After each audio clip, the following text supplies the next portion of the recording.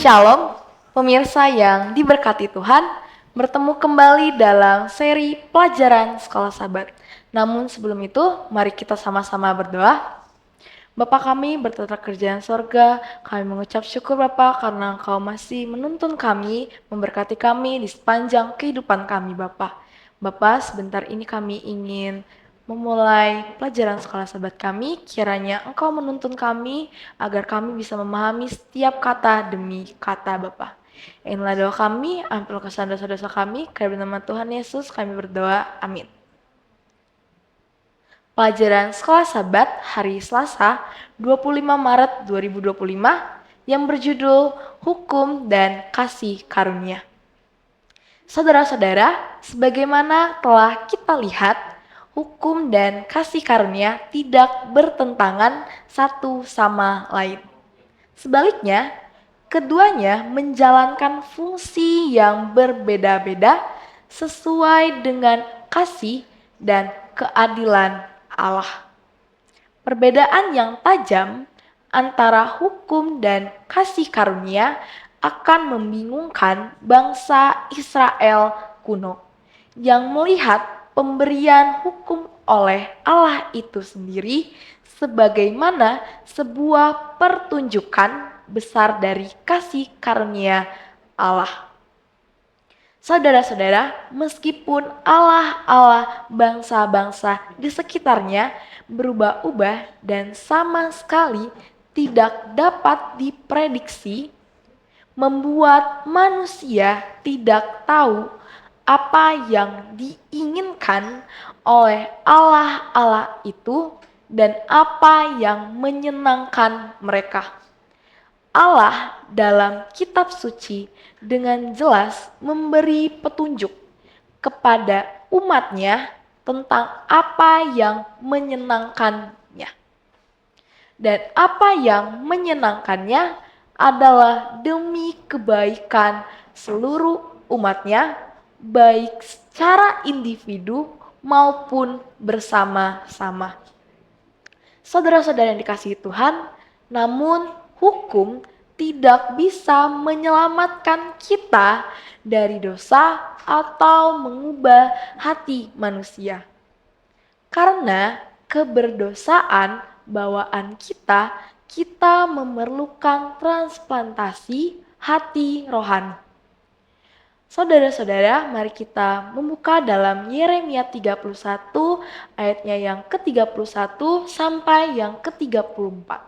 Ayat 31 berbunyi, "Sesungguhnya akan datang waktunya, demikianlah firman Tuhan, Aku akan mengadakan perjanjian baru dengan kaum Israel dan kaum Yehuda, bukan seperti perjanjian yang telah kuadakan dengan nenek moyang mereka. Pada waktu aku memegang tangan mereka untuk membawa mereka keluar dari tanah Mesir, perjanjianku itu telah mereka ingkari, meskipun aku menjadi Tuhan yang berkuasa atas mereka, demikianlah firman Tuhan. Tetapi beginilah perjanjian yang kuadakan dengan kaum Israel sesudah waktu itu. Demikianlah firman Tuhan, Aku akan menaruh Tauratku dalam batin mereka dan menuliskannya dalam batin mereka. Maka aku akan menjadi Allah mereka dan mereka akan menjadi umatku.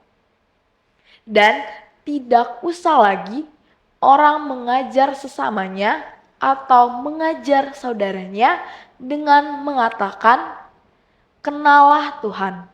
Sebab mereka semua besar kecil akan mengenal aku, demikianlah firman Tuhan. Sebab aku akan mengampuni kesalahan mereka dan tidak lagi mengingat dosa mereka. Apakah yang diajarkan di sini mengenai janji Allah untuk memberi kita hati yang baru? Bandingkan dengan perkataan Kristus kepada Nikodemus dalam Yohanes 3 ayat 1 sampai 21 tentang kelahiran baru. Kita juga bisa melihat dalam Ibrani 8 ayatnya yang ke-10. 10 perintah Allah dituliskan oleh Allah sendiri kepada loh-loh batu. Keluaran 31 ayatnya yang ke-18. Namun, hukum itu juga ditulis dalam hati umat Allah. Mazmur 37 ayat 31 dan 31. Saudara-saudara, idealnya hukum kasih Allah tidak bersifat eksternal pada diri kita, melainkan internal pada karakter kita.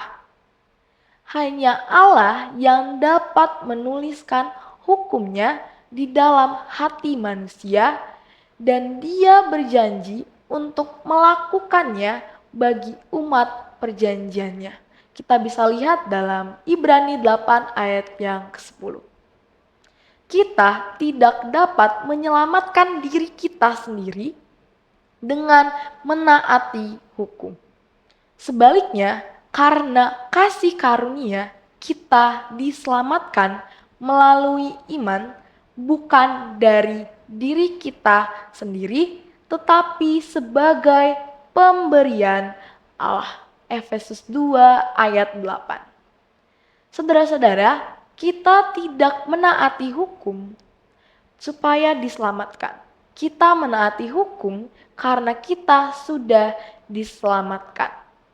Kita tidak menaati hukum agar kita dikasihi, tetapi karena kita sudah dikasihi, dan karena itu kita rindu untuk mengasihi Allah dan sesama. Kita bisa lihat dalam Yohanes 14 ayatnya yang ke-15. Pada saat yang sama, hukum Taurat menunjukkan kepada kita dosa kita. Yohanes 1 ayat 22 sampai 25, Roma 3 ayatnya yang ke-20, Roma 7 ayat 7. Menunjukkan kepada kita kebutuhan kita akan seorang penebus. Galatia 3 ayat 22 sampai 24. Membimbing kita dalam cara hidup yang terbaik dan menyingkapkan karakter kasih Allah. Saudara-saudara, apakah harapan Anda dalam penghakiman? Apakah ketaatan dan kesetiaan Anda terhadap hukum, ataukah kebenaran Kristus yang melindungi Anda? Apakah jawaban Anda mengenai fungsi hukum Allah, mengenai apakah yang dapat atau tidak dapat dilakukannya? Tuhan memberkati.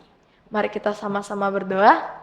Bapa kami yang bertata di kerajaan surga, Bapa kami datang kepadamu Bapa untuk mengucap syukur karena kami baru saja sudah mendengar firman-Mu Bapa. Apapun yang tadi kami sudah dengarkan itu Bapa, kiranya itu dapat menjadi pengingat dalam kehidupan kami tentang hukum Taurat Bapa. Bapa, kami di sini berdoa Bapa untuk orang-orang yang ada di sekitar kami, mungkin yang sedang dalam kesusahan ataupun sedang dalam pergumulan, kiranya Engkau memberkati mereka dan juga Engkau menuntun mereka di sepanjang kehidupan mereka Bapa.